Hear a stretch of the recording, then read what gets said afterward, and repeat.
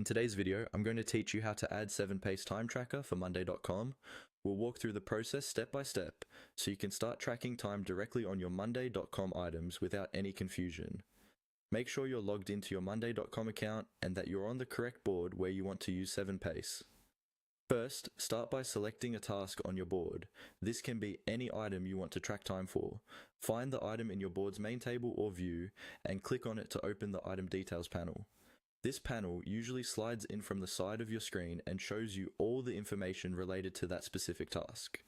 It's important to open the item itself, not just click the row, so that we can access the item views area. Once the item panel is open, look for a small plus or plus sign near the top of the item views area. This is usually found next to any existing views such as updates, files, or other apps you might already have installed. Go ahead and click on that plus sign. This is how you add new views or integrations directly to a single item. After clicking the plus sign, you'll see an option labeled Explore More Views. Select this option. This takes you to a section where Monday.com lists additional item views and apps that you can add. It's essentially a mini marketplace focused on ways to extend what a single item can do. Next, click on Go to Item View Center. This will open a more complete catalog of item views, including apps like 7pace Timetracker.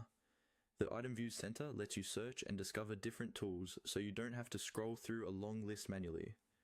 At the top of the Item Views Center, you'll see a search bar. Click into that field and type 7pace Timetracker. Make sure you spell it correctly so the app appears in the search results.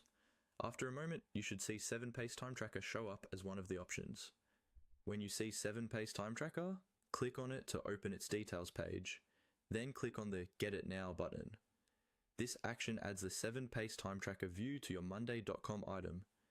Depending on your account permissions, you might need admin approval, but once it's installed, you'll be able to open that view on your tasks and start logging time directly from Monday.com.